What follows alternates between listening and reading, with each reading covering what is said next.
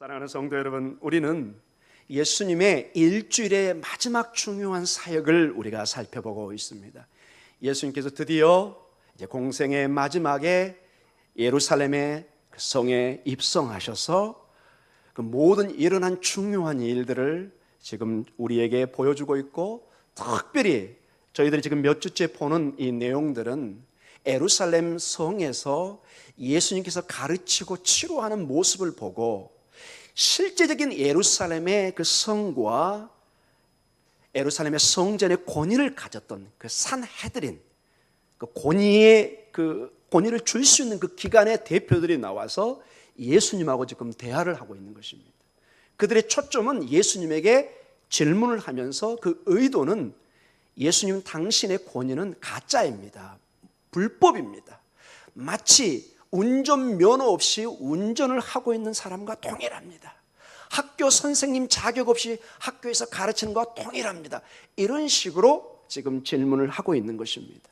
거기에 대해서 예수님께서는 바로 아니다, 기다 그렇게 대답하지 않고 세례 요한의 그들이 가장 중요하게 생각했던 한 선지자인 광야에 외치는 한 그 선자의 목소리를 통해서 예수님께서는 대신 대답하고 있는 것을 우리는 보았습니다.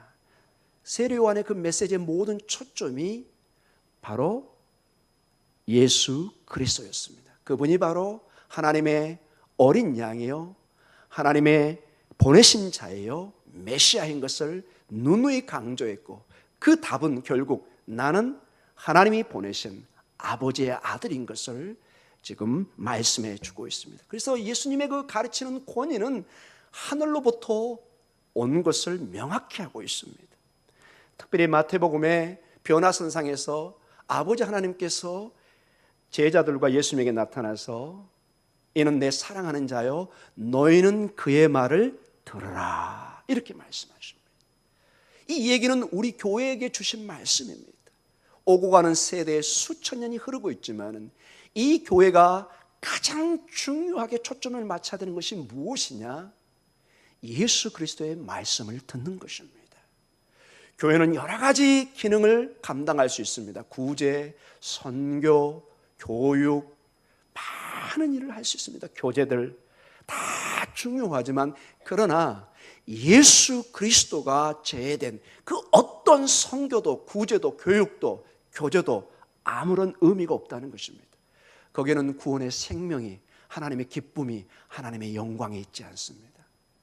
사랑하는 성도 여러분, 오직 우리가 그 하나님 아버지께서 보내주신 예수 그리스도를 높이고 그분을 섬길 때 하나님의 기뻐하신 뜻이 우리 안에 이루어지고 하나님의 구원의 소망이 우리 안에 움트며 우리의 삶에 새로운 하나님의 형통의 길이 열릴 줄 믿습니다. 마치 여호수아에게 너는 두려워하지 말고 강하고 담대해라, 너는 우로나 좌로나 치우치지 말고 오직 여호와의 말씀을 묵상하라, 그리하면 너의 모든 길을 내가 형통하게 하리라. 이것이 바로 신앙의 길이라는 것입니다. 눈에 보이지 않고 잡히질 않지만 우리가 붙잡고 나아가야 될 길은 이 말씀, 신약에 와서는 그 말씀이 바로 예수 그리스도입니다. 그분이 바로 길이요 진리요 생명입니다. 그분의 길을 가야만이 진리의 길을 가는 것입니다. 그 길이 때로는 십자가의 길이요 좁은 길이지만 거기에 희망이 있는 것입니다. 우리 교회는 어찌하든지 이 십자가의 피 묻은 길을 강조하고 선포하고 전파하고 가르치는 가운데 하나님의 고침이, 하나님의 치료가, 하나님의 회복을 우리는 선포할 것입니다. 여러분의 삶에 그 하나님의 뜻인, 하나님의 비밀인, 하나님의 영광인 예수 그리스도 안에 이 놀라운 축복이 임하시기를 주님의 이름으로 축원합니다. 예수님께서는 이러한 절대적인 권위의 도전에 지금 세 번째 비유를 들고 있습니다. 두 아들의 비유를 우리가 살펴보았습니다. 저번 주는 포도원 소작인의 비유를 살펴보았습니다. 오늘은 혼인잔치의 비유입니다. 우리가 읽었던 것처럼 공통적인 이 비유들의 특징에 아들이라는 단어가 나옵니다. 아들, 바로 예수 그리스도입니다. 모든 비유와 가르침의 초점에 예수 그리스도, 그 아들이 강조되고 있는 것을 보게 됩니다. 특별히 오늘 이 혼인잔치의 비유에는 유대 공동체와 종교 지도자뿐만 아니라 우리 교회 공동체에게 주는 굉장히 중요하고 엄중한 말씀이 있습니다. 자, 여러분 다시 한번 깨어서 하나님께서 이 시대에 우리에게 무엇을, 어떤 것을 우리에게 도전을 하고 우리가 알기를 원하시는지 살펴보기를 원합니다. 자, 비유는 1절로 이렇게 시작합니다. 같이 한번 읽어볼까요? 예수께서 다시 비유로 대답하여 이르시되, 예수님께서는 비유로 말씀을 하십니다. 그 당시에 언뜻 제자들은, 그리고 종교 지도자들은 이 말씀을 잘 이해하지 못했을 것입니다. 그러나 이 비유의 말씀은 굉장히 의도성을 띠고 있는 것을 보게 됩니다. 즉 마태 저자가 이걸 적어놨다는 것은 초대교화뿐만 아니라 중세를 지난 근대와 현대 지금까지 이 말씀을 우리가 알고 깨달으라는 것입니다. 즉 이 비유의 말씀은 그 당시는 어려울지 모르지만 우리에게는 환히 비춰지는 계시의 말씀인 것을 알게 됩니다. 우리 2절과 3절을 계속해서 읽도록 하겠습니다. 같이 읽습니다. 천국은 마치 자기 아들을 위하여 혼인잔치를 베푸는 어떤 임금과 같으니 그 종들을 보내어 그 청한 사람들을 혼인잔치에 오라 하였더니 오기를 싫어하거늘. 아멘. 자, 천국은 비유를 드는데 마치 자기 아들을 위하여, 여기서 아들이 누굴까요? 예수 그리스도입니다. 이건 명확하게 계속 이 비유의 핵심으로 드러나는 것입니다. 혼인잔치입니다. 여기 전반적인 내용을 보니 혼인잔치는 메시아의 메시아닉 뱅퀴시라는 이 학자들의 전문 용어를 씁니다. 메시아의 잔치입니다. 아버지의 아들을 통해, 그 메시아를 통해 도래할 하나님 나라의 그 잔치, 큰 연회를 말씀하고 있습니다. 어떤 임금, 누굴까요? 하나님 아버지입니다. 그 아들을 보낸 그 왕, 아버지 하나님인 것을 보여주고 있습니다. 그런데 놀라운 게 그 종들을 보내요. 종들은 이미 우리가 살펴보았습니다. 선지자나 하나님의 사신들입니다. 메신저들입니다. 이 본문을 통해서 보면 세례 요한이 될 수도 있고 사도들도 될 수 있습니다. 바로 여러분과 저희가 될 수도 있습니다. 하나님의 복음을 전하는 사람입니다. 소식을 전하는 사람들이에요. 종들을 보내어 그 청한 사람들을 혼인잔치에 오라 했더니 오기를 뭐하죠?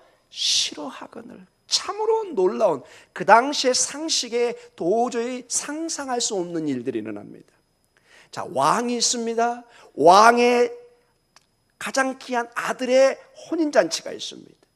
그리고 정해진 사람에게 청첩장을, 청첩장인가요? 초청장, 죄송합니다. 예. 초청장을 보내서 오게 합니다. 여기 보면은 청한 사람들 이미 정해져 있습니다. 아무나 초청된 것이 아니라 이미 정해진 사람이 있습니다. 근데 그들의 태도가 뭐라고요? 오기를 싫어하거늘. 여러분 상식적으로 생각해 보십시오. 2000년 전에 왕이 절대 권력을 가진 그런 세력 속에, 상황 속에서 왕이 초청한 사람이 더구나 왕자의 결혼식에 거절을 한다. 상상할 수 없습니다. 지금도 민주주의 국가지만 청와대 초청을 여러분 쉽게 거절할 수 있겠습니까? 거의 불가능한 일입니다. 안 할 수도 있겠지만은 상식 있는 사람은 대부분 갑니다. 이게 잘 정치를 안 하는 사람들이라 우리가 잘 이해가 안 가서 제가 오전 7시 반 예배 때는 회사로 들었습니다. 여러분이 회사에 근무를 하는데 회장님이 여러분에게 특별히 초청장을 보냈습니다. 회장님 저 바빠서 못 가겠는데요. 거의 회사를 그만두겠다는 뜻이나 마찬가지죠. 진급 이런 건 다 포기하겠다는 뜻일 수도 있습니다. 여기서 청한 사람은 일단 이 비유에서 유대인인 것을 알게 됩니다. 종교인들, 정한 사람들입니다. 하나님의 구약세계에서 하나님이 먼저 지명해서 선택한 사람들입니다. 그런데 그들의 반응이 오기 싫어하고 초청을 거절합니다. 그 당시 로마 유대 세계에서 초청에는 응해야 되는 의무가 있었습니다. 그게 상식적인 관례였습니다. 특별히 왕의 초청을 거절하는 것은 상상할 수도 없는 일이었어요. 그런데 현실은 이것을 거절하고 있습니다. 여기 우리 본문에는 오기를 싫어하거늘 이렇게 되어 있는데 이것을 헬라어로 좀 더 깊이 보면은 굉장히 깊은 뜻을 가지고 있습니다. 계속해서 거절하다는 뜻을 가지고 있습니다. 오기를 싫어하는 것이 어떤 뜻이라고요? 계속해서 의도적으로 고의성을 가지고 안 가겠다고 버티는 것입니다. 안 가겠습니다. 그래서 이 왕이 한두 번이 아니라 여러 번 얘기를 한 겁니다. 우리 교회도 여러분 긴급한 일이 있으면 문자를 보내서 장례라는 어떤 소식을 알리는 것을 여러분 문자로 받아보셨을 것입니다. 근데 이것을 여러 번 보냅니다. 그러나 그들이 계속해서 거절하고 의도성을 가지고 의도적으로 초청을 거절한다는 뜻이 이 헬라의 원문 속에 들어가 있습니다. 이것은 전적으로 왕을 모욕하는 일입니다. 모욕하는 일. 상식적으로 기대할 수 없는 행동들이 지금 일어나고 있습니다. 그런데 이 왕의 인내심과 자비를 한번 봐보십시오. 우리 4절 다시 한번 읽도록 하겠습니다. 4절 읽습니다. 다시 다른 종들을 보내며 이르되 청한 사람들에게 이르기를 내가 오찬을 준비하되 나의 소와 살진 짐승을 잡고 모든 것을 갖추었으니 혼인잔치에 오소서 하라 하였더니 왕이 인내를 가지고 다른 종들을 보냅니다. 마치 앞선 비유처럼 그 종들을 죽이는데 또 보내고 마지막 자기 자식을 보내듯이 다른 종을 보내서 청한 사람들에게 얘기를 합니다. 즉 마음을 바꿀 기회를 줍니다. 이놈들 고얀 놈, 괘씸한 놈, 군대를 보내서 바로 진멸하는 것이 아니라 여러 번 보내서 기회를 줍니다. 마음을 돌이킬 수 있는 시간과 기회를 준다는 뜻이 강하게 내포되어 있습니다. 한 번 더 그들의 마음을 바꿀 수 있는 기회를 줍니다. 이 비유를 듣는 사람들은 딱 두 가지를 느낍니다. 와, 왕이 참으로 관대한 사람이구나. 저걸 참아내다니. 여러분, 우리 같은 평민들이 왕에게 초청장을 보내서 문 대통령님 저희 교회 와서 예배 좀 드려주십시오. 거의 대부분 반대할 겁니다. 거의 안 오실 것 같아요. 제가 한번 시도해 볼까요? 안 오실 것 같아요. 근데 반대로 청와대에서 저를 초청했는데 가지 않는다. 이건 또 한 번. 그러니까 이게 어떤 그 뭐라고 해야 될까요? 여러분 이해하시겠죠? 무슨 말인지. 이게 전혀 이 권력 체계나 사회 관념이 다른 것입니다. 회사에서 회장님이 초청하는 것과 직원이 회장님을 초청하는 것하고 전혀 다른 차원의 문제라는 것이죠. 그리고 그러니까 이 왕의 관대함이 금방 드러나는 것입니다. 와, 어떻게 저 왕이 참는가, 저 모욕을. 반대로 아니 어떻게 저런 무례한 손님들이 있는가, 이런 금방 이 비유에서 느끼는 그러한 내용들입니다. 특별히 이 내용을 보면은 이 왕은 최선을 다해서 준비한 것입니다. 어떻게 알 수 있느냐? 소와 살진 짐승을 잡고 이렇게 되어 있습니다. 이 잔치가 얼마나 성대한가를 아주 단면적으로 보여주는 것입니다. 이 유대 세계에서 소와 살진 짐승은 특별한 손님을 위해서 잡을 때만 잡는 짐승의 상징입니다. 이것은 여러분 특별히 메시아의 그 연회 잔치의 큰 특징을 우리가 또한 알 수 있습니다. 이사야 25장 6절에 보면은 종말에 메시아의 큰 잔치가 있을 때 이런 음식이 준비되고 있는 것을 우리가 또한 알 수 있습니다. 같이 한번 읽어볼까요? 만군의 여호와께서 이 산에서 만민을 위하여 기름진 것과 오래 저장하였던 포도주로 연회를 베푸시리니 곧 골수가 가득한 기름진 것과 오래 저장하였던 맑은 포도주로 하실 것이며. 여러분 2000년 전에 새끼 이렇게 고기 먹는 거 흔치 않았습니다. 여러분 중동 지역이 뭐 염소, 소, 양이 많아서 막 잡아먹을 것 같은데 전혀 그렇지 않습니다. 정말로 귀한 일이나 귀한 날이나 손님이 오지 않으면 절대로 양, 염소 안 잡습니다. 여러분. 보통 양과 염소를 키울 때는 기본이 10년은 키웁니다. 그래서 다 이름을 알고 있습니다. 그러나 그 왕이 특별한 아들의 결혼식에 풍성한 이사야에 나와 있는 이 원어의 뜻은 보면은 최고의 제품을 가리키고 있습니다. 포도주도 아주 묵혀둔 최고의 포도주입니다. 고기도 기름이고 있고 아주 너무너무 풍성한, 오늘 여기 본문에 보면 소와 살진 짐승이라고 표현이 되고 있습니다.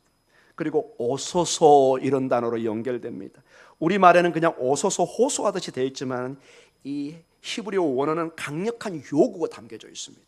실질적인 명령입니다. 왕이 명령해서 와라 이렇게 명령하고 있는 거나 동일한 말인 것입니다. 자, 이렇게 왕이 정말 호소하듯이 명령하고 있는데도 5절로 그들은 반응을 하고 있습니다. 그들 같이 한번 읽어볼까요? 그들이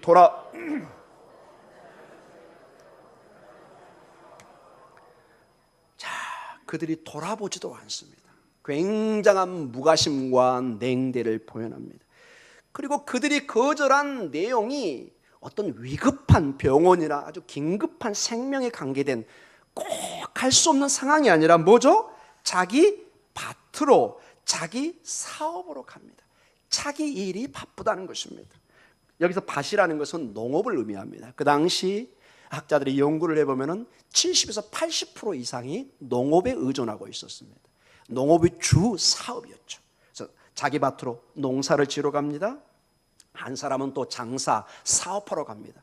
어떤 면에서 충분히 이해가 되지만 그러나 이들을 초청한 이가 왕이라는 데 초점이 또 있습니다. 이들이 거절하면 안 되는 상대자인데 단순히 밭에 가서 일하기 위해서, 사업을 하기 위해서 이 문제를, 이 초청을 거절하고 있다는 것입니다. 자, 이 내용을 다른 본문인 누가복음 14장 18절과 20절에 보면은 조금 더 자세한 내용으로 나와 있습니다. 우리 한번 읽어볼까요? 누가복음 14장 16절에서 20절까지의 말씀입니다. 같이 읽습니다. 이르시되 어떤 사람이 큰 잔치를 베풀고 많은 사람을 청하였더니 잔치할 시각에 그 청하였던 자들에게 종을 보내어 이르되 오소서 모든 것이 준비되었나이다 하매 다 일치하게 사양하여 한 사람을 이르되 나는 밭을 샀음에 아무래도 나가 보아야 하겠으니 청컨대 나를 양해하도록 하라 하고 또 한 사람은 이르되 나는 소 5겨리를 샀음에 시험하러 가니 청컨대 나를 양해하도록 하라 하고 또 한 사람은 이르되 나는 장가 들었으니 그러므로 가지 못하겠노라 하는지라. 어떤 면에서 다 중요한 일입니다. 그러나 이 왕의 초청을 거절할 만큼 중요한 일이 아닌 것을 보게 됩니다. 우리가 읽었던 내용의 각오, 이 내용은 그냥 가버렸다는 것입니다. 저 바빠요. 저 더 이상 저한테 이렇게 부담 주지 마세요. 저 가야 됩니다. 슉 가버리는 것입니다. 이것은 왕에게 굉장한 모욕을 줬다는 것을 우리가 금방 알 수 있고, 우리가 조금만 생각해도 이게 얼마나 심각한 행동이고 반응인가를 우리가 알 수 있습니다. 근데 이들이 단순히 냉디하고 자기 사업으로 농사나 장사로 가는 것이 아니라 6절까지 이들이 반응을 나타냅니다. 6절에 뭐라고 나오죠? 그 남은 자들은 종들을 잡아 모욕하고 죽이니. 자, 그들의 반응이 극대화되어 있는 최절정까지 와 있는 것을 보게 됩니다. 왕이 보낸 종들을 모욕하고 죽였다. 이것은 고대 세계, 이것은 정치적인 혁명을 의미합니다. 왕이 정치적인 세력이잖아요. 그 보낸 사람을 죽였다. 예를 들어서 여러분 조선시대에 중국의 명나라나 이런 사신들을 우리 조선 여기 왕국에 보냈는데 그 사신을 모욕하고 죽였다. 뭘 의미하는 거죠? 선전 선포입니다, 여러분. 전쟁을 선포하는 거예요. 이제 알아서 하라는 거예요. 여러분, 그게 가능하다고 생각하십니까, 여러분?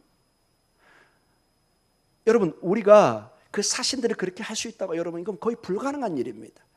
지금도 마찬가지입니다, 여러분. 우리가 중국과 미국의 관계 한 예를 들어봐도 중요한 사신이 직접 왕이, 대통령이 보낸 사절단을 모욕을 주고 이렇게 비참하게 보냈다. 이거는 거의 있을 수 없는 일입니다. 대사를, 예를 들어서 한 나라의 대표인 대사를 이렇게 만약에 모욕을 주고 심지어는 죽이기까지 했다. 이거는 거의 전쟁 선포입니다. 있을 수 없는 일입니다. 그런데 이 일들을 그들이 했다는 것입니다. 왕의 초청에 그들의 반응이 최고조까지 올라 있는 것을 보게 됩니다. 자, 여기에 대한 왕의 반응이 나타납니다. 7절입니다. 같이 읽습니다. 임금이 노하여 군대를 보내어 그 살인한 자를 진멸하고 그 동네를 불사르고. 자, 왕의 인내가 이제 한계에 와 있습니다. 더 이상 모욕을 참지를 못합니다. 군대를 보내어 그 살인하는 자들, 그 동네, 이게 정해져 있습니다. 정해져 있습니다. 즉 이 초청이 특별한 사람들과 동네로 한정되어 있는 것을 알게 됩니다. 여기서 우리는 이게 유대인과 종교인이라는 것을 알게 됩니다. 즉 이 초청장이 아무에게나 이렇게 보내진 것이 아니라 특별한 사람들과 그들이 살고 있는 동네에 집중되어 있는 것을 보게 됩니다. 이 지금 7절에 나와 있는 이 왕의 이 행동은 전형적인 로마 제국에 반역하는, 반혁명을 일으키는 나라에 하는 행동들입니다. 로마의 제국에 대항할 때는 군대를 보내서 이렇게 불사르고 진멸했던 것을 우리는 역사의 기록을 알 수 있습니다. 이것이 만약에 우리가 예수님의 종말론적인 비유라면 우리는 이것을 두 가지로 볼 수 있습니다. 정말로 예루살렘 성전이 주후 70년에 로마의 디도 장군에서 완전히 멸망을 받았습니다. 그리고 이것을 좀 더 신학적인 종말론적으로 얘기를 한다면 마지막 때 최후 심판을 우리가 생각해 볼 수도 있습니다. 예수 그리스도를 거절한 그 아버지의 초청, 그 아들의 혼인잔치의 초청을 거절한 사람들에게 하나님께서 군대를 보내서 그 자들을 진멸하고 그 동네를 불사르는 이러한 일이 종말에 있을 것을 여실히 보여주고 있습니다. 자, 이렇게 유대의 사회와 유대 종교인들과 그 사이에 한번 말씀이 주어지고 이제 8절부터 또 다른 비유의 내용이 나옵니다. 여기에 새로운 우리의 도전이 한 가지가 더 첨부되고 있습니다. 우리 8절 읽겠습니다. 이에 종들에게 이르되 혼인잔치는 준비되었으나 청한 사람들은 합당하지 아니하니. 자, 9절로 계속 연결해 봅니다. 내 거리 길에 가서 사람을 만나는 대로 혼인잔치에 청하여 오라 한대. 아멘. 자, 앞선 내용에는 청한 사람, 정해진 사람입니다. 그리고 그 동네 사람들만 초청이 됐습니다. 여기는 뭐라고 그러죠? 9절에 길거리 가서 뭐 한 사람이요? 만나는 대로 아무나, 이 얘기입니다. 이제 정해져 있지 않습니다. 드디어 복음이 어떤 유대인이나 어떤 특정한 사람이 아니라 온 만민에게 만방에 퍼져가고 있는 것을 보게 됩니다. 이제 더 이상 복음은 어떤 특정 나라, 특정 종족, 특정 누구누구에게 전해지는 것이 아니라 온 만방에, 온 거리에 만나는 대로 복음이 전해지는 것을 보게 됩니다. 만민을 향한 선교적 마음과 그런 자세가 강조되고 있는 것을 봅니다. 그리고 10절로 계속 말씀이 연결됩니다. 같이 읽습니다. 종들이 길에 나가 악한 자나 선한 자나 만나는 대로 모두 데려오니 혼인잔치에 손님들이 가득합니다. 여러분, 결혼식이라는 것은 여러분 아무나 가서 우리가 식사할 수 있는 것이 아니고 우리가 어떤 초청장을 받고 그걸 보여주고 나중에 참석하고, 여러분 식당에 들어갈 때 뭐 표 보여주잖아요. 아무나 못 들어갑니다. 왜? 인정이 메마른 것이 아니라 다 버리면은 여러분 다 거덜나죠. 안 되죠. 항상 정해져 있습니다. 그런데 하나님 나라 잔치의 첫 어떤 면에서 그 사람들과 그 동네가 거절할 때 하나님은 이 문을 활짝 열어서 모든 사람들에게 만나는 대로 모두 데려오게 하니까 결과론적으로 잔치집이 가득합니다. 자, 여기 보면은 악한 자나 선한 자라는 단어가 나옵니다. 여기에 대한 여러 가지 분분한 해석이 있는데 가장 우리가 받아들일 수 있는 해석은 두 가지 정도로 해석을 할 수 있습니다. 먼저 이 본문의 근거에서 볼 때 이 악한 자나 선한 자는, 악한 자들은 일단 그들이 볼 때 세리들이나 창녀들입니다. 즉 악하다고 정해진 사람들입니다. 그럼 선한 사람은 누굴까요? 언뜻 볼 때 니고도메 같은 어떤 바리새인이라든지 예수님이 돌아가셨을 때 빈 무덤을 주었던 그 부자였던 아리마대 요셉과 같은 이런 사람들을 또 선하다고 할 수도 있을 것입니다. 그러나 전체적인 우리가 이 하나님 나라의 이 비유를 공부해 올 때 우리가 볼 때 앞선 장에 흥미로운 것이 있었습니다. 추수꾼의 비유에 마지막 추수할 때 하나님의 그 밭에 알곡과 뭐가 같이 자랐죠? 쭉정이, 이 가라지가 함께 자랐습니다. 즉 악한 자와 선한 자가 하나님의 공동체에 함께 있을 수 있다는 것입니다. 이것을 함부로 뽑아내지 말고 마지막 심판 때까지 놔두라. 내가 그것을 정리하겠다고 말씀하신 걸 우리가 이미 기억하고 있습니다. 자, 그리고 이렇게 이제 초청이 끝나서 해피엔딩으로 끝나면 이 비유가 참 깔끔하게 끝날 것 같은데 이게 그대로 끝나지 않습니다. 여기에 굉장한 우리 교회의 반전과 정말로 제가 오늘 설교에 강조하고 싶은 깊이 도전을 나누고 싶은 내용이 나옵니다. 어떤 내용인가 한번 살펴보도록 하겠습니다. 11절입니다. 같이 읽습니다. 임금이 손님들을 보러 들어올새 거기서 예복을 입지 않는 한 사람을 보고, 자, 되게 왕들이 잘 안 둘러보죠. 자기 직위가 있기 때문에 뭐 저기 일일이 백성들을 언제 살피나요? 왕인데. 근데 이 왕이 일어서 가지고 살피는 거예요. 뚝 살피는데 다 그 결혼식에 맞는 예복을 입고 있는데 한 사람이 전혀 준비가 돼 있지 않은 결혼식의 예복을 안 입고 있었다는 것이에요. 이게 그 내용이 지금 나옵니다. 참으로 여러분, 이 내용은 굉장히 당황스럽게 하는 내용입니다. 그리고 12절로 이렇게 내용이 연결됩니다. 더 당황스럽게 합니다. 자, 읽습니다. 같이.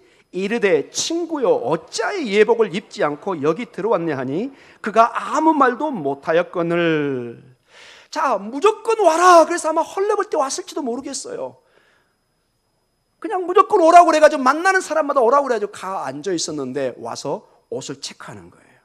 그리고 묻는 거예요. 너는 왜 합당한 옷을 입지 않았습니까? 이 사람이 할 말이 없어요. 근데 13절로 결과가 나타납니다. 같이 읽습니다. 시작. 임금이 사원들에게 말하되 그 손발을 묶어 바깥 어두운 데에 내던지라. 거기서 슬피 울며 이를 갈게 되리라 하니라. 아멘. 자, 굉장한 반전 아닙니까? 옷 한 번 잘못 입었다고 이 내용을 보면은 바깥 어두운데 이건 지옥을 상징합니다. 지옥에 던져지고 슬피 울며 이를 갈게 되리라. 전형적인 지옥의 고통을 얘기합니다. 예복 하나 준비 안 했다고 마지막 때 이 왕이 그렇게 관대했던, 여러 번 말 안 듣는 그들에게 종들을 보내서 초청장을 보내고 인내하던 그 임금이 오늘 초청된 한 사람이 옷 한 번 제대로 못 입었다고 가서 지적한 것뿐만 아니라 뭐 어떻게 했다고요? 지옥에 보내라고 그럽니다. 완전히 묶어가지고 이를 갈며 후회하게 만들어라. 이렇게 내용이 끝납니다. 그리고 14절로 아주 의미심장한 말로 오늘 비유가 끝납니다. 같이 읽습니다. 청함을 받은 자는 많되 택함을 입은 자는 적으니라. 다 초청돼서 잔치에 가득 찼지만은 정말로 왕이 선택한 사람은 적다는 것입니다. 이게 무엇을 의미할까요? 자, 처음에는 하나님께서, 예수님께서 비유를 들면서 왕의 초청을 거절하는 유대 사회, 유대 종교 지도자, 지금 대하고 있는 종교 지도자들에게 초점을 맞췄습니다. 그 다음부터 8절 이후로 14절까지는 전통적으로 이 해석을 교회 공동체로 보고 있습니다. 이제 다 초청된, 복음 안에 다 불려진 이 교회 공동체 안에 다 구원받으면 좋겠는데 가득 찼는데 청함은 많이 받았지만 선택된 사람은 많지 않다는 것입니다. 자, 이 문제를 어떻게 해석을 해야 될까요, 여러분? 굉장히 어려운 질문입니다. 특별히 여기에 나와 있는 예복이 문제입니다. 이 예복, 이 옷, 이것을 어떻게 해석하냐에 따라서 여기의 내용은 완전히 달라질 수가 있습니다. 전통적으로 수천 년 동안 이 문제가 워낙 중요한 부분이라 뭐 어거스틴이나 많은 사람들이 이거는 뭐 교회 세례를 의미합니다, 사랑을 의미합니다, 여러 의견이 있는데 저는 그 의견 중에 성경 본문에 정확히 근거를 두고 있는 두 가지 점에서 이 예복을 해석하고 싶습니다.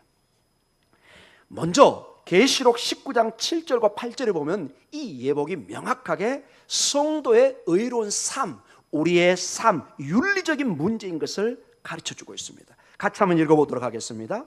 우리가 즐거워하고 크게 기뻐하며 그에게 영광을 돌리세. 어린 양의 혼인기약이 이르렀고 그의 아내가 자신을 준비하였으므로 그에게 빛나고 깨끗한 세마포 옷을 입도록 허락하였으니 이 세마포 옷은 성도들의 옳은 행실이로다 하더라. 여기서 더 이상 다른 이유가 없습니다. 옳은 행실입니다. 우리의 믿음은 행함이 없으면 죽은 믿음입니다. 명확합니다. 우리가 주여 주여 한다고 다 하나님 나라 가는 것이 아니라 주의 뜻대로 행하는 자만이 하나님 나라 갑니다. 여러분, 이게 의심의 여지가 없죠? 근데 문제가 뭐냐? 우리는 하나님의 은혜로 구원을 받았고 이 본문에 나와 있는 창녀나 세리들이나 여러분이나 저나 다 연약한 자이고 절대로 구원에 이르는 선한 삶, 의로운 삶을 살 수 없다는 데 문제가 있습니다. 우리 오늘 장로님도 기도하셨지만 늘 우리는 회개하고 연약함을 고백합니다. 모든 사람이 죄를 범함에 하나님의 영광에 이르지 못했다. 그러면 여러분, 우리 모두가 다 예복이 준비 안 된 거잖아요.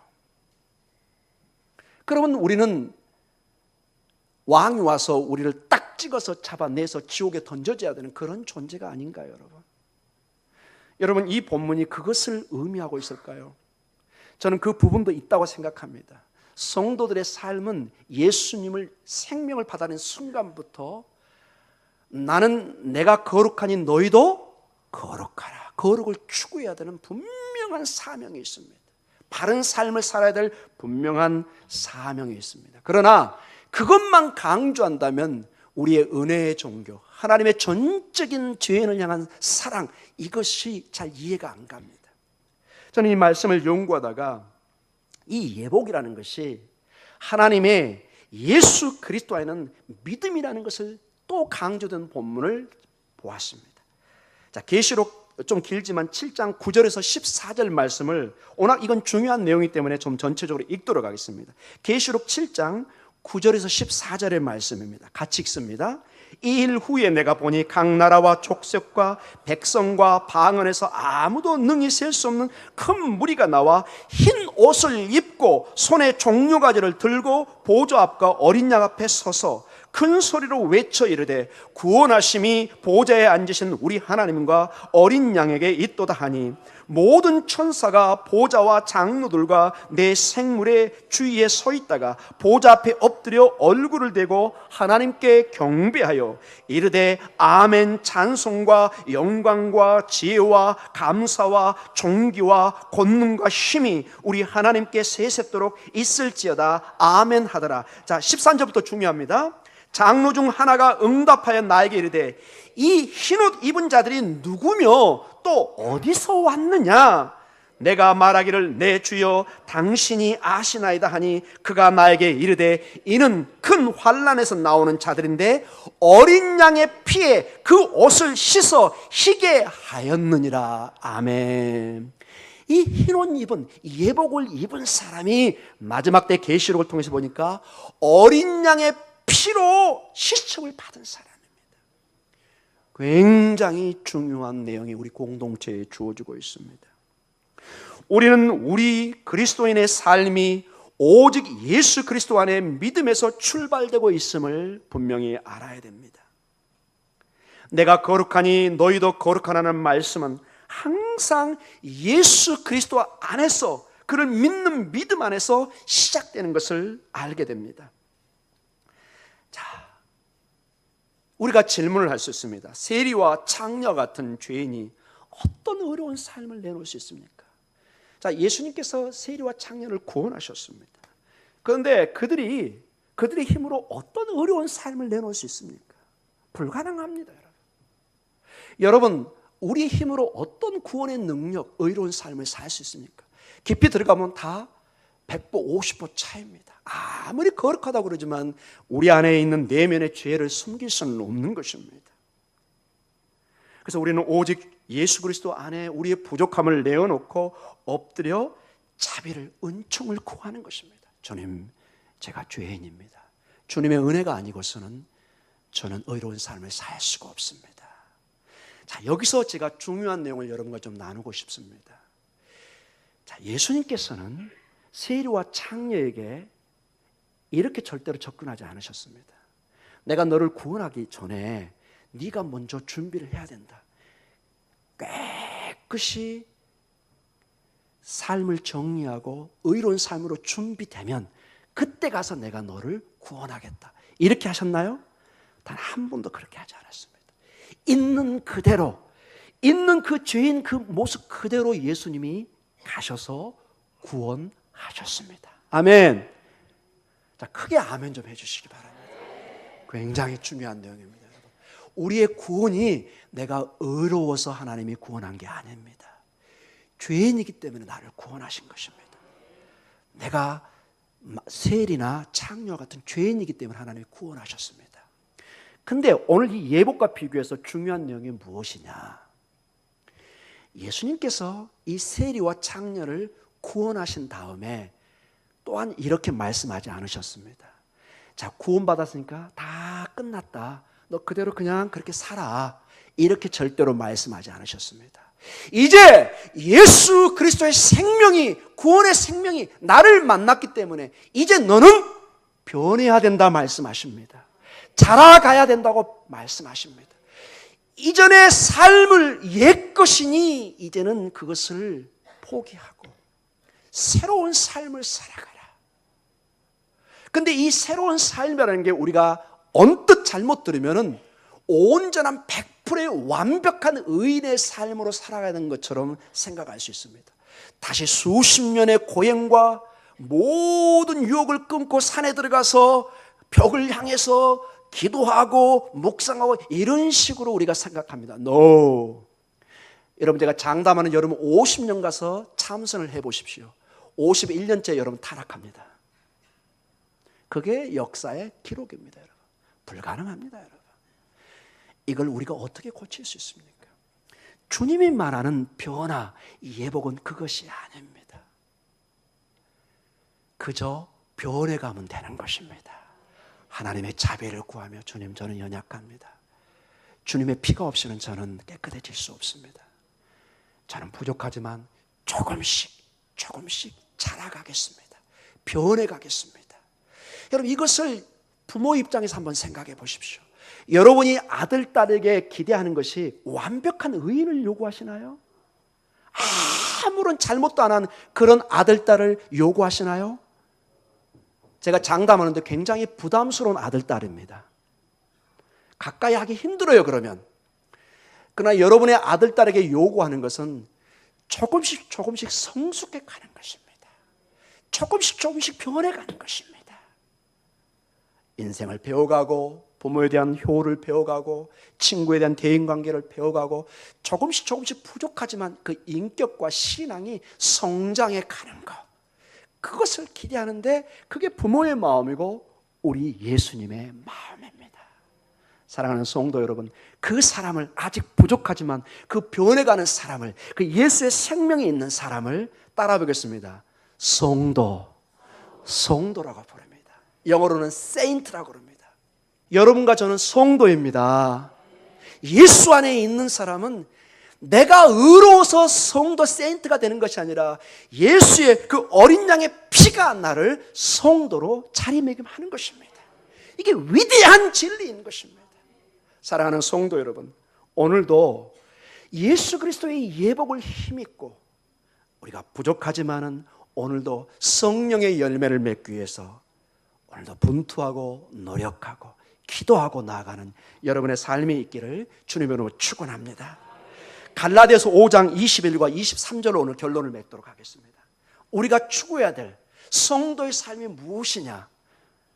같이 한번 읽도록 하겠습니다. 오직 성령의 열매는 사랑과 희락과 화평과 오래 참음과 자비와 양성과 충성과 온유와 절제니 이 같은 것을 금지할 법이 없느니라. 아멘. 아멘. 이러한 열매가 풍성히 맺어져서, 여러분, 가을의 꽃도 아름답지만 그 과일에 익어가는 과일, 꽃보다 훨씬 아름답습니다. 할렐루야. 여러분의 삶이 꽃보다 더 아름다운 성령의 열매가 가득한 그 축복이 여러분의 삶에 넘치기를 주님의 이름으로 축원합니다. 기도하겠습니다.